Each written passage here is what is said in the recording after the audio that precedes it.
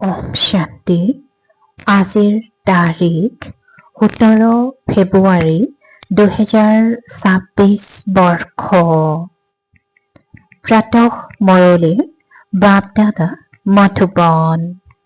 আজিৰ পিতাৰ মধুৰ মহাবাক্য হৈছে, মৰমৰ সন্তানসকল, তোমালোক এতিয়া অমৰ লোক স্থাপন কৰাৰ নিমিত্ত হৈছা, য'ত কোনো দুখ বা পাপ নাথাকিব। সেইখন হয়ে নিৰ্বিকাৰী বিশ্ব। আৰু আজিৰ প্ৰশ্ন, ঈশ্বৰীয় পৰিয়ালৰ বিস্ময়কৰ পৰিকল্পনা কোনটো? পিতাই উত্তৰত কৈছে, ঈশ্বৰীয় পৰিয়ালৰ পৰিকল্পনা হৈছে পৰিয়াল পৰিকল্পনা কৰা। এক সত্য ধৰ্ম প্ৰতিষ্ঠা কৰি অনেক ধৰ্মৰ বিনাশ কৰা। মনুষ্যই জন্ম নিয়ন্ত্ৰণ কৰাৰ পৰিকল্পনা কৰে। পিতাই কয়, তেওঁলোকৰ পৰিকল্পনা কাৰ্যকৰী হ'ব নোৱাৰে। মইহে নতুন সৃষ্টিৰ স্থাপনা কৰোঁ, তেতিয়া বাকী সকলো আত্মা ওপৰত ঘৰলৈ গুচি যায়। বহুত কম সংখ্যক আত্মাহে থাকে। শান্তি। এয়া ঘৰো হয়, বিশ্ববিদ্যালয়ো হয় আৰু প্ৰতিষ্ঠানো হয়। তোমালোক সন্তানসকলৰ আত্মাই জানে যে তেওঁ হৈছে শিৱ বাবা। আত্মাসকল হৈছে শালগ্ৰাম, যাৰ এয়া শৰীৰ। শৰীৰে নকয় যে মোৰ আত্মা। আত্মাই কয় মোৰ শৰীৰ। আত্মা হৈছে অবিনাশী, শৰীৰ হৈছে বিনাশী। এতিয়া তোমালোকে নিজক আত্মা বুলি বুজি পোৱা। আমাৰ বাবা হৈছে শিৱ, তেওঁ হৈছে পৰম পিতা। আত্মাই জানে তেওঁ আমাৰ পৰম বাবাও হয়, পৰম শিক্ষকো হয়, পৰম গুৰুও হয়। ভক্তি মাৰ্গতো আহ্বান জনাই, হে ঈশ্বৰ পিতা। মৃত্যুৰ সময়তো কয়, হে ভগৱান, হে ঈশ্বৰ। আহ্বান জনাই নহয়, কিন্তু কাৰো বুদ্ধিত যথাৰ্থ ৰীতি ধাৰণ নহয়। পিতাটো সকলো আত্মাৰেই এজন হৈ গ'ল। আকৌ কোৱা হয়, হে পতিত পাৱন, তেন্তে গুৰুও হৈ গ'ল। এনেকৈ কয় যে দুখৰ পৰা আমাক মুক্ত কৰি শান্তিধামলৈ লৈ যাওক। তেন্তে পিতাও হ'ল, আকৌ পতিত পাৱন সদগুৰু হ'ল। আকৌ সৃষ্টি চক্ৰ কেনেকৈ ঘূৰে, মনুষ্যই 84 জন্ম কেনেকৈ লয়, সেই বেহদৰ ইতিহাস ভূগোল শুনাই। সেয়েহে পৰম শিক্ষকো হ'ল।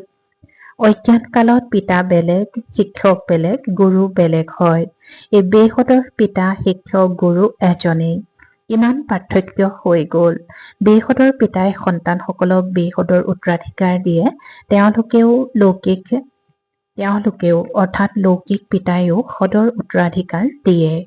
পঢ়াও সদৰ। বিশ্বৰ ইতিহাস ভূগোলটো কোনেও নাজানে। এইটো কোনেও নাজানে লক্ষ্মী নাৰায়ণে কেনেকৈ ৰাজ্য পালে, কিমান সময় সেই ৰাজ্য চলিল। আকৌ ত্ৰেতাৰ ৰাম সীতাই কিমান সময় ৰাজত্ব কৰিলে, একোৱেই নাজানে। এতিয়া তোমালোক সন্তানসকলে বুজি পোৱা, বেহদৰ পিতা আমাক পঢ়াবলৈ আহিছে। আকৌ বাবাই সদ্গতিৰ ৰাস্তা দেখুৱাই। তোমালোকে 84 জন্ম লৈ লৈ পতিত হৈ যোৱা। এতিয়া পাৱন হ'ব লাগে। এয়া হৈছে তমোপ্ৰধান সৃষ্টি। সতো ৰজো তমোত প্ৰতিটো বস্তুৱেই আহে। এয়া যি সৃষ্টি, ইয়াৰো আয়ুস আছে নহয়। এয়া যি সৃষ্টি, ইয়াৰো আয়ুস আছে। নতুনৰ পৰা পুৰণি, পুৰণিৰ পৰা পুনৰ নতুন হয়। এইটোতো সকলোৱে জানে। সত্যযুগত ভাৰতী আছিল। তাত দেৱী দেৱতাসকলৰ ৰাজত্ব আছিল। ভগৱান ভগৱতীৰ ৰাজত্ব আছিল। তাৰো পিতাই কৈছে যে সত্যযুগত ভাৰতী আছিল। সত্যযুগত ভাৰতী আছিল। তাত দেৱী দেৱতাসকলৰ ৰাজত্ব আছিল। ভগৱান ভগৱতীৰ ৰাজত্ব আছিল। বাৰু তাৰ পাছত কি হ'ল? তেওঁলোকে পুনৰ্জন্ম ললে। সতোপ্ৰধানৰ পৰা সতো, সতোৰ পৰা ৰজো তমোত আহিল। সতোপ্ৰধানৰ পৰা সতো আৰু সতোৰ পৰা ৰজো তমোত আহিল। ইমান জন্ম ললে ভাৰতত ৫,০০০ বছৰ পূৰ্বে যেতিয়া লক্ষ্মীনাৰায়ণৰ ৰাজত্ব আছিল তেতিয়া তাত মনুষ্যৰ গড় আয়ুস ১২৫ৰ পৰা ১৫০ বছৰ আছিল। সেইখনক অমৰ লোক বুলি কোৱা হয়। অকালতে কেতিয়াও মৃত্যু নহয় আৰু এয়া হৈছে মৃত্যু লোক। অমৰ লোকত মনুষ্য অমৰ হৈ থাকে, আয়ুস দীঘলীয়া হয়। সত্যযুগত পবিত্ৰ গৃহস্থ আশ্ৰম আছিল, নিৰ্বিকাৰী বিশ্ব বুলি কোৱা হয়। এতিয়া হৈছে বিকাৰী বিশ্ব। এতিয়া তোমালোক সন্তানসকলে জানা আমি শিৱ বাবাৰ সন্তান। উত্তৰাধিকাৰ শিৱ বাবাৰ পৰা পোৱা যায়। এওঁ দাদা, তেওঁ ককা। উত্তৰাধিকাৰ ককাৰ পৰা পোৱা যায়। ককাৰ সম্পত্তিৰ ওপৰত সকলোৰে অধিকাৰ থাকে। ব্ৰহ্মাক কোৱা হয় প্ৰজাপিতা। আদম আৰু ঈভ, আদম বিবি, তেওঁ হৈছে নিৰাকাৰ ঈশ্বৰ পিতা। এওঁ প্ৰজাপিতা হৈ গল চাকাৰী পিতা। এওঁৰ নিজৰ শৰীৰ আছে, শিৱ বাবাৰ নিজৰ শৰীৰ নাই। গতিকে তোমালোকে শিৱ বাবাৰ পৰা ব্ৰহ্মাৰ দ্বাৰা উত্তৰাধিকাৰ পোৱা। ককাৰ সম্পত্তি পিতাৰ দ্বাৰা পোৱা যায় নহয়, শিৱ বাবাৰ পৰাও ব্ৰহ্মাৰ দ্বাৰা। তোমালোক পুনৰ মনুষ্যৰ পৰা দেৱতা হৈ আছা। মনুষ্যৰ পৰা দেৱতা কৰি তুলিবলৈ দেৰি নালাগে। কোনে কৰি তুলিলে? ভগৱানে। গ্ৰন্থত মহিমা কৰে নহয়, মহিমা বহুত আছে। যেনেকৈ বাবাই কয়, অল্পক অৰ্থাৎ পিতাক স্মৰণ কৰা, তেন্তে বে বাদশ্বাহী তোমালোকৰ। গুৰু নানকেও কয়, চাহাবক জপ কৰা, তেতিয়া সুখ প্ৰাপ্ত হব। সেই নিৰাকাৰ অকালমূৰ্ত পিতাৰহে মহিমা গায়। পিতাই কয়, মোক স্মৰণ কৰা, তেতিয়া সুখ পাবা। এতিয়া পিতাকহে স্মৰণ কৰে। যুদ্ধ সম্পূৰ্ণ হব। পুনৰ লক্ষ্মীনাৰায়ণৰ ৰাজ্যত এটাই ধৰ্ম হব। এইবোৰ বুজিবলগীয়া কথা। ভগৱানুবাস প্ৰতীক পাৱন জ্ঞানৰ সাগৰ বুলি ভগৱানকহে কোৱা হয়। তেওঁৱেই দুখহৰ্তা সুখকৰ্তা হয়। যিহেতু আমি পিতাৰ সন্তান, তেন্তে নিশ্চয় আমি সুখত থকা উচিত। যথাযথ ভাৰতবাসী সত্যযুগত আছিল, বাকী সকলো আত্মা শান্তিধামত আছিল। এতিয়াতো সকলো আত্মা ইয়ালৈ আহি আছে। পুনৰ আমি গৈ দেৱী দেৱতা হম, স্বৰ্গত ভূমিকা পালন কৰো। এই পুৰণি সৃষ্টি হৈছে দুখধাম, নতুন সৃষ্টি হৈছে সুখধাম। যেতিয়া ঘৰ পুৰণি হয় তেতিয়া তাত আকৌ নিগনি, সাপ আদি ওলায়। এই সৃষ্টিখনো এনেকুৱা। এই কল্পৰ আয়ুস ৫,০০০ বছৰ। এতিয়া হৈছে অন্তৰ সময়। গান্ধীজীয়েও বিচাৰিছিল নতুন সৃষ্টি, নতুন দিল্লী হওক, ৰাম ৰাজ্য হওক, কিন্তু এইটোতো পিতাৰহে কাম। দেৱতাসকলৰ ৰাজ্যকহে ৰাম ৰাজ্য বুলি কোৱা হয়। নতুন সৃষ্টিতটো নিশ্চয় লক্ষ্মীনাৰায়ণৰ ৰাজত্ব হব। প্ৰথমতেতো ৰাধা কৃষ্ণ দুয়ো বেলেগ বেলেগ ৰাজধানীৰ হয়। পুনৰ তেওঁলোকৰ বিবাহ হলে তেতিয়া লক্ষ্মী নাৰায়ণ হয়। নিশ্চয় এই সময়ত এনেকুৱা কৰ্ম কৰিছিল। পিতাই বহি তোমালোকক কৰ্ম, অকৰ্ম, বিকৰ্মৰ গতি বুজায়। ৰাৱণ ৰাজ্যত মনুষ্যই যি কৰ্ম কৰিব, সেই কৰ্ম বিকৰ্ম হৈ যায়। সত্যযুগত কৰ্ম অকৰ্ম হয়। গীতাটো আছে, কিন্তু নাম সলনি কৰি দিলে। এইটোতো হৈছে ভুল। শ্ৰীকৃষ্ণ জয়ন্তীটো হয় সত্যযুগ। শিৱ হৈছে নিৰাকাৰ পৰম পিতা। শ্ৰীকৃষ্ণটো সাকাৰ মনুষ্য। প্ৰথমে শিৱ জয়ন্তী হয়, তাৰ পাছত শ্ৰীকৃষ্ণ জয়ন্তী ভাৰততে পালন কৰে। শিৱৰাত্ৰি বুলি কয়। পিতা আহি ভাৰতক স্বৰ্গৰ ৰাজ্য দিয়ে। শিৱ জয়ন্তীৰ পাছত হৈছে শ্ৰীকৃষ্ণ জয়ন্তী। তাৰ মাজত হয় ৰাখী বন্ধন, কিয়নো পবিত্ৰতা লাগে। পুৰণি সৃষ্টিৰ বিনাশো হব লাগে। আকৌ যুদ্ধ লাগিলে সকলোবোৰ শেষ হৈ যায়। পুনৰ তোমালোক আহি নতুন সৃষ্টিত ৰাজত্ব কৰিবা। তোমালোকে এই পুৰণি সৃষ্টি মৃত্যুলোকৰ কাৰণে নপঢ়া। তোমালোকৰ পঢ়া হৈছে নতুন সৃষ্টি অমৰ লোকৰ কাৰণে। এনেকুৱাতো কোনো কলেজ নাথাকিব। এতিয়া পিতাই কয়, এই মৃত্যুলোকৰ এতিয়া অন্তৰ সময়, সেয়েহে সোনকালে পঢ়ি বুদ্ধিমান হব লাগে। তেওঁ পিতাও হয়, পতিত পাৱনো হয় আৰু পঢ়ায়ো। গতিকে এইখন ঈশ্বৰ পিতাৰ বিশ্ববিদ্যালয়। ভগৱানুবাস হয় নহয়। শ্ৰীকৃষ্ণটো সত্যযুগৰ ৰাজকুমাৰ। তেওঁ শিৱৰ পৰা উত্তৰাধিকাৰ লয়। এই সময়ত সকলোৱে ভৱিষ্যতৰ কাৰণে উত্তৰাধিকাৰ লৈ আছে। আকৌ যিমান পঢ়িব সিমান উত্তৰাধিকাৰ পাব। নপঢ়িলে পদ কম হৈ যাব। য'তেই নাথাকা পঢ়ি থাকা। মুৰলীটো বিদেশলৈও যাব পাৰে। বাবাই নিতৌ সাৱধানো কৰি থাকে। সন্তানসকল, পিতাক স্মৰণ কৰা। ইয়াৰ দ্বাৰা তোমালোকৰ বিকৰ্ম বিনাশ হ'ব। আত্মাত যি খাদ অৰ্থাৎ বিকাৰৰ লেপ পৰি আছে সেয়া আঁতৰি যাব। আত্মা 100% পবিত্ৰ হ'ব লাগে। এতিয়াতো অপবিত্ৰ। ভক্তিটো মনুষ্যই বহুত কৰে। তীৰ্থলৈ, মেলালৈ লাখ লাখ মনুষ্য যায়। ইয়াতো জন্ম জন্মান্তৰৰ পৰা চলি আহিছে। কিমান মন্দিৰ আদি নিৰ্মাণ কৰে, পৰিশ্ৰম কৰে, তথাপিও চিৰি নামি অৱনমিত হৈ আহে। এতিয়া তোমালোকে জানা, আমি আৰোহণ কলাৰে সুখধামলৈ যাম। পুনৰ আমি নামিব লাগিব। পুনৰ কলা কম হৈ গৈ থাকে। নতুন ঘৰৰ 10 বছৰৰ পাছত জাকজমকতা নিশ্চয় কম হৈ যাব। তোমালোক নতুন সৃষ্টি সত্যযুগত আছিলা। 1250 বছৰৰ পাছত ৰামৰাজ্য আৰম্ভ হৈ গ'ল। এতিয়াতো একেবাৰে তমোপ্ৰধান। মনুষ্য কিমান হৈ গ'ল। সৃষ্টি পুৰণি হৈ গ'ল। তেওঁলোকেতো পৰিয়াল পৰিকল্পনাৰ আঁচনি তৈয়াৰ কৰি থাকে। কিমান বিবুদ্ধিত পৰি থাকে। আমি লিখো, এয়াতো ঈশ্বৰ পিতাৰহে কাম। সত্যযুগত নহৰ পৰা 10 লাখ মনুষ্য থাকিবগৈ। বাকী সকলো নিজৰ মৰমৰ ঘৰলৈ গুচি যাব। এয়া হৈছে ঈশ্বৰীয় পৰিয়াল পৰিকল্পনা। এক ধৰ্মৰ প্ৰতিষ্ঠা আৰু বাকী সকলো ধৰ্মৰ বিনাশ। এয়াতো পিতাই নিজৰ কাম কৰি আছে। তেওঁলোকে কয়, বিকাৰগ্ৰস্ত লাগিলে শোৱা, কিন্তু সন্তান যাতে নহয়। এনেকৈ কৰোঁতে কৰোঁতে একোৱেই নহ'ব। এই পৰিকল্পনাটো বেহদৰ পিতাৰ হাতত আছে। পিতাই কয়, মইহে দুখধামৰ পৰা সুখধাম কৰি তুলিবলৈ আহিছো। প্ৰত্যেক 5000 বছৰৰ পাছত মই আহোঁ, কলিযুগৰ অন্ত আৰু সত্যযুগৰ আদিত। এতিয়া এয়া হৈছে সংগম, যেতিয়া পতিত সৃষ্টিৰ পৰা পাৱন সৃষ্টি হয়। পুৰণি সৃষ্টিৰ বিনাশ আৰু নতুন সৃষ্টিৰ স্থাপনা। এয়াতো পিতাৰহে কাম। সত্যযুগত আছিলেই এটা ধৰ্ম। এওঁলোক লক্ষ্মীনাৰায়ণ বিশ্বৰ মালিক, মহাৰজা আৰু মহাৰাণী আছিল। এইটো তোমালোকে জানা। এই কাৰ মালা গঠা হৈছে। ওপৰত আছে ফুল, শিৱ বাবা, তাৰ পাছত যুগল দানা, ব্ৰহ্মা, সৰস্বতী। এই মালা তেওঁলোকৰ যিয়েই বিশ্বৰ নৰকৰ পৰা স্বৰ্গ, পতিতৰ পৰা পাৱন কৰি তোলে। যিসকলে সেৱা কৰি আছে তেওঁলোকৰহে স্মৃতি থাকে।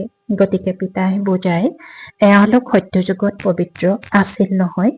পবিত্ৰী মাৰ্গ পবিত্ৰ আছিল। এতিয়াতো পতিত। গায়নো কৰে, পতিত পাৱন আহক, আহি আমাক পাৱন কৰি তোলক।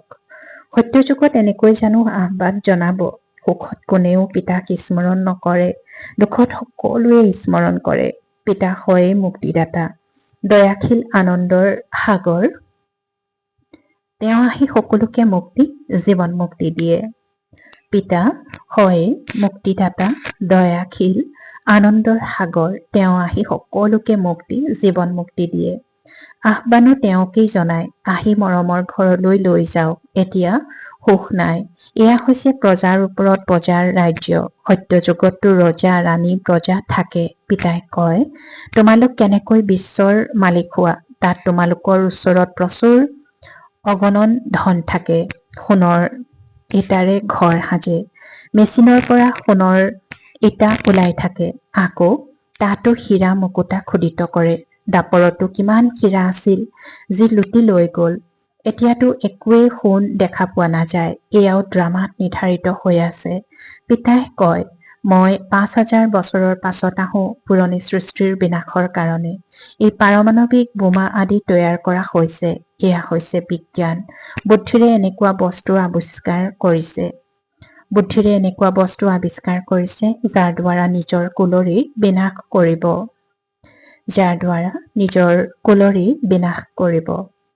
এয়া জানো ৰাখি থবলৈ তৈয়াৰ কৰে। ই আখৰা হৈ থাকিব। পিতাই কৈছে, এয়া জানো ৰাখি থবলৈ তৈয়াৰ কৰে। এই আখৰা হৈ থাকিব। যেতিয়ালৈকে ৰাজধানী স্থাপনা নহয় তেতিয়ালৈকে যুদ্ধ লাগিব নোৱাৰে। প্ৰস্তুতিটো চলি আছে। তাৰ লগত প্ৰাকৃতিক দুৰ্যোগো হ'ব। ইমান মনুষ্য নাথাকিব। এতিয়া সন্তানসকলে এই পুৰণি সৃষ্টিক পাহৰি যাব লাগে। বাকী মৰমৰ ঘৰ, স্বৰ্গৰ বাদশ্বাহী স্মৃতিত ৰাখিব লাগে। যেনেকৈ নতুন ঘৰ নিৰ্মাণ কৰিলে তেতিয়া বুদ্ধিত নতুন ঘৰৰ স্মৃতি থাকে নহয়। এতিয়াও নতুন সৃষ্টিৰ স্থাপনা হৈ আছে। পিতা হৈছে সকলোৰে সৎগতিদাতা। সকলো আত্মা গুচি যাব, বাকী শৰীৰ ইয়াত শেষ হৈ যাব। পিতাৰ স্মৃতিৰে আত্মা পবিত্ৰ হ'ব। পবিত্ৰ নিশ্চয় হ'ব লাগে। দেৱতাসকল পবিত্ৰ হয় নহয়, তেওঁলোকৰ আগত কেতিয়াও বিৰি ধপাত আদি আগবঢ়োৱা নহয়। তেওঁলোক বৈষ্ণৱ, বিষ্ণুপুৰী বুলি কোৱা হয়। সেইখন হয় নিৰ্বিকাৰী বিশ্ব, এইখন হৈছে বিকাৰী বিশ্ব। এতিয়া নিৰ্বিকাৰী বিশ্বলৈ যাব লাগে। সময় বাকী অলপ আছে। এইটোতো নিজেও বুজি পায়, পাৰমাণৱিক বোমাৰ দ্বাৰা সকলো শেষ হৈ যাব। যুদ্ধটো লাগিবই। তেওঁলোকে কয় আমাক কোনোবা প্ৰেৰণা দিওঁতা আছে, যাৰ বাবে আমি তৈয়াৰ কৰি আছো। এইটো জানেও যে নিজৰ কুলৰেই বিনাশ হৈ আছে, কিন্তু তেওঁ নকৰাকৈ, কিন্তু তৈয়াৰ নকৰাকৈ থাকিব নোৱাৰে। শংকৰৰ দ্বাৰা বিনাশ এয়াও ড্ৰামাত নিৰ্ধাৰিত হৈ আছে। বিনাশ সমাগত। জ্ঞান যজ্ঞৰ দ্বাৰা বিনাশ জ্বালা প্ৰজ্বলিত হৈছে আৰু এতিয়া তোমালোকে স্বৰ্গৰ মালিক হ'বৰ কাৰণে পঢ়ি আছা। এই পুৰণি সৃষ্টি শেষ হৈ নতুন হৈ যাব। এই চক্ৰ ঘূৰি থাকে। ইতিহাস নিশ্চয় পুনৰাবৃত্তি হয়। প্ৰথমে আদি সনাতন দেৱী দেৱতা ধৰ্ম আছিল, তাৰ পাছত চন্দ্ৰবংশী ক্ষত্ৰিয় ধৰ্ম, তাৰ পাছত ইছলামী, বৌদ্ধি আদি আহিল। পুনৰ নিশ্চয় প্ৰথম নম্বৰৰ সকলোৱে আহিব, অন্য সকলো বিনাশ হৈ যাব। তোমালোক সন্তানসকলক কোনে পঢ়াই আছে? তোমালোক সন্তানসকলক কোনে পঢ়াই আছে? তেওঁ হৈছে নিৰাকাৰ শিৱ বাবা। তেওঁৱেই শিক্ষক হয় আৰু সৎগুৰু হয়। আহি পঢ়াবলৈ আৰম্ভ কৰে। সেয়েহে লিখা আছে শিৱ জয়ন্তীৰ পাছত গীতা জয়ন্তী, গীতা জয়ন্তীৰ পাছত শ্ৰীকৃষ্ণ জয়ন্তী। শিৱ বাবাই সত্যযুগৰ স্থাপনা কৰে। কৃষ্ণপুৰী সত্যযুগক কোৱা হয়। এতিয়া তোমালোকক পঢ়াওতাজন কোনো সাধু সন্ত মনুষ্য নহয়। এওঁতো দুখৰ্তা সুখকৰ্তা বেহদৰ পিতা হয়। এওঁতো দুখৰ্তা সুখকৰ্তা বেহদৰ পিতা হয়। 21 জন্মৰ কাৰণে তোমালোকক উত্তৰাধিকাৰ দিয়ে। বিনাশটো হ'বই। এই সময়ৰ কাৰণেই কোৱা হয়। কাৰোবাৰ ধূলিত মিলি যাব, কাৰোবাৰ ৰজাই খাব, চুৰি আদিও বহুত হ'ব। জুইও লাগিব। এই যজ্ঞত সকলোবোৰ স্বাহা হৈ যাব। এতিয়া অলপ জুই লাগিব, পুনৰ বন্ধ হৈ যাব। এতিয়াও অলপ দেৰি আছে। সকলোৱে পৰস্পৰ যুদ্ধ কৰিব। এৰুৱাবলৈ কোনো নাথাকিব। তেজৰ নদীৰ পাছত পুনৰ গাখীৰৰ নদী বব। ইয়াকে কোৱা হয় অনাহকতে তেজৰ খেল। সন্তানসকলে সাক্ষাৎকাৰো কৰিছে। পুনৰ এই দুচকুৰেও দেখিব। বিনাশৰ পূৰ্বে পিতাক স্মৰণ কৰিব লাগে। তেতিয়া তমোপ্ৰধানৰ পৰা আত্মা শতপ্ৰধান হৈ যাব। পিতাই নতুন সৃষ্টি স্থাপনা কৰিবৰ কাৰণে তোমালোকক তৈয়াৰ কৰি আছে। ৰাজধানী সম্পূৰ্ণ স্থাপনা হৈ গলে তেতিয়া বিনাশ হ'ব। ভাল বাৰু। অতি মৰমৰ কল্পৰ পাছত পুনৰাই লগ পোৱা সন্তানসকলৰ প্ৰতি মাতা পিতা বাপ দাদাৰ স্নেহপূৰ্ণ স্মৰণ আৰু সুপ্ৰভাত। আত্মিক পিতাৰ আত্মিক সন্তানসকলক নমস্কাৰ আৰু আত্মিক সন্তানসকলৰ আত্মিক মাত পিতা আৰু বাপ দাদাৰ প্ৰতি স্নেহপূৰ্ণ স্মৰণ আৰু সুপ্ৰভাত আৰু নমস্কাৰ নমস্কাৰ নমস্কাৰ। আৰু আজিৰ ধাৰণাৰ বাবে মুখ্য সাৰ প্ৰথমতে বিষ্ণুপুৰীলৈ যাবৰ কাৰণে নিজক যোগ্য কৰি তুলিব লাগে। সম্পূৰ্ণ পাৱন হ'ব লাগে। অশুদ্ধ খোৱা বোৱা ত্যাগ কৰিব লাগে। বিনাশৰ পূৰ্বে নিজৰ সকলো সফল কৰিব লাগে। দ্বিতীয়তে সোনকালে পঢ়ি বুদ্ধিমান হ'ব লাগে। কোনো বিকৰ্ম যাতে নহয় তাৰ প্ৰতি ধ্যান দিব লাগে। আৰু আজিৰ বৰদান অভিযোগক স্মৃতিলৈ পৰিৱৰ্তন কৰোঁতা শ্ৰুত আৰু নিৰন্তৰ যোগী হোৱা। অভিযোগক স্মৃতিলৈ পৰিৱৰ্তন কৰোঁতা শ্ৰুত আৰু নিৰন্তৰ যোগী হোৱা। আৰু আজিৰ বৰদানৰ ব্যাখ্যা সংগম যুগৰ বিশেষত্ব হৈছে এতিয়াই পুৰুষাৰ্থ আৰু এতিয়াই প্ৰত্যক্ষ ফল, এতিয়াই স্মৃতিস্বৰূপ আৰু এতিয়াই প্ৰাপ্তিৰ অনুভৱ। ভৱিষ্যতৰ প্ৰতিশ্ৰুতিটো আছেই, কিন্তু ভৱিষ্যততকৈও শ্ৰেষ্ঠ ভাগ্য বৰ্তমানৰ। এই ভাগ্যৰ নিচাত থাকিলে শ্ৰুত স্মৃতি থাকিব। য'ত স্মৃতি থাকে ত'ত কোনো অভিযোগ নাথাকে। কি কৰোঁ, কেনেকৈ কৰোঁ, এইটো হৈ নুঠে। অলপ সহায় কৰি দিয়ক। এইবোৰেই হৈছে অভিযোগ। গতিকে এই অভিযোগ এৰি স্ৰোতযোগী নিৰন্তৰ যোগী হোৱা। আৰু আজিৰ শ্লোগান, যিয়ে নিজক অতিথি বুলি বুজি চলে তেওঁৱেই মহান স্থিতিৰ অনুভৱ কৰে। পিতাই আজি শ্লোগানত কৈছে, যিয়ে নিজক অতিথি বুলি বুজি চলে তেওঁৱেই মহান স্থিতিৰ অনুভৱ কৰে। ওম শান্তি। আৰু আজিৰ অব্যক্ত ইংগিত,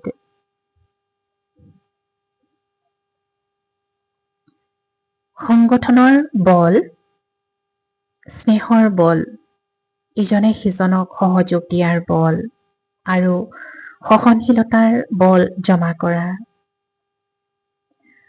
আজিৰ অব্যক্ত ইংগিত হৈছে একতা আৰু বিশ্বাসৰ বিশেষত্বৰে সফলতা সম্পন্ন হোৱা। একতা আৰু বিশ্বাসৰ বিশেষত্বৰে সফলতা সম্পন্ন হোৱা। সংগঠনৰ বল, স্নেহৰ বল, ইজনে সিজনক সহযোগ দিয়াৰ বল আৰু সহনশীলতাৰ বল জমা কৰা। তেতিয়া মায়াই কেতিয়াও প্ৰহাৰ কৰিব নোৱাৰে। তেতিয়া জয় জয়কাৰৰ নাগাৰা বাজিব।